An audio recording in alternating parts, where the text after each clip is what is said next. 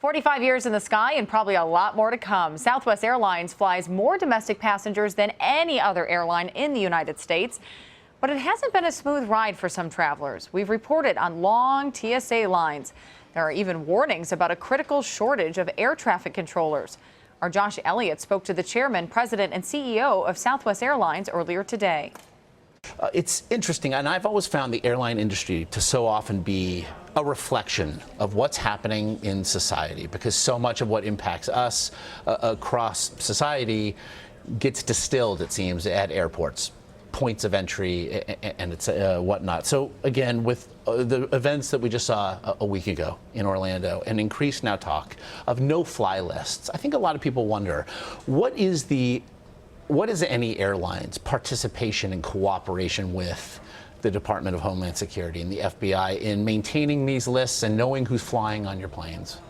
Well, it's critical. Of course, it's the federal government's job to maintain that list, and they're the ones that have all the intel and all the information, and obviously work very, very diligently to keep our country safe and keep our airways open so that people can be free to travel. People want to travel, and that's what we're here to do. So we exchange that information. We have integrated systems. We know who is booked on our flight. We give that information to the TSA. They check it out, and they tell us whether they're good to go or not. And so it's a very close working relationship, and works really well. And as we saw again following the Brussels attacks, the idea of airport security was thrust front and center. It occurs to me that every airport is different. Quite literally, the real estate and the geography of the airport demands, I suppose, to a degree, how security can be processed. But as we've seen lines with TSA shortages grow and grow, I'm an LA native. Terminal 1 there at LAX, it always spoke to the health of the airline, the Southwest terminal, but boy, when those lines start wrapping outside and making travelers increasingly vulnerable in places, what more can be done with regard to how record numbers of travelers, again, are processed and kept safe? I think a lot more can be done. First of all, again, it goes back to the fact that people want to travel. Southwest Airlines especially has led the way in making travel affordable, and especially people your age and younger have gotten, that's just part of your life. So we want to make sure that we can accommodate that. There's a couple of aspects. You mentioned Terminal 1 in LAX.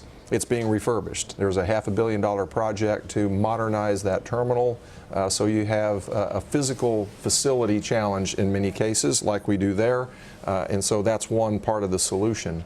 The TSA obviously has a major role to play in clearing customers through security. They've cut staffing, they have reduced their productivity, and at the same time air travel has increased.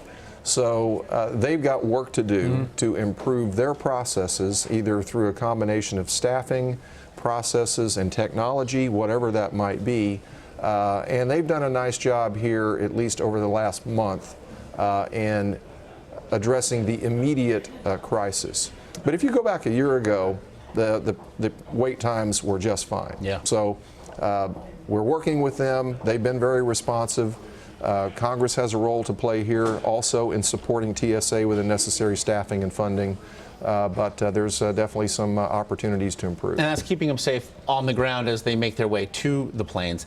There's also the element of keeping them safe once they're in the air. Increasingly, those skies are busier than ever, and if you know anything about air traffic control and the various issues it faced, I'm something of a geek myself when it comes to that. They're functioning with 1960s era technology that is not keeping up with the modernization of the rest of the world. Quite frankly, my iPhone, it can do a lot of things that an air traffic controller cannot do to make sure that a plane does not strike another plane midair. What more need be done with regard to air traffic control? You know, I wish it were 1960s technology. Really, I think World War II is probably more apt for much of the system. That's a terrifying reality. Well, it's not a safety issue because you have very dedicated men and women in the FAA who make sure that the procedures, the spacing, everything is safe. And the results attest to that. You have a very, very safe aviation system. It is not efficient. So that is the opportunity. If we want air travel to be available to Americans and we want it to grow from here, we've got to modernize the air traffic control system. So I don't think you'll find any disagreement on that point. It is how we get from here to there where there becomes disagreement. We need to reform the FAA, get it out of the congressional budget cycle. These are long live projects that need long-term funding. It needs a corporate style governance to lead the effort. We need to make sure we have all of the right talent and we get all the right tools to the air traffic controllers. The air traffic controllers are aligned on this point and agree that we need to reform the FAA. I want to get you out of here on this. Not all. The sky is not falling, if you will.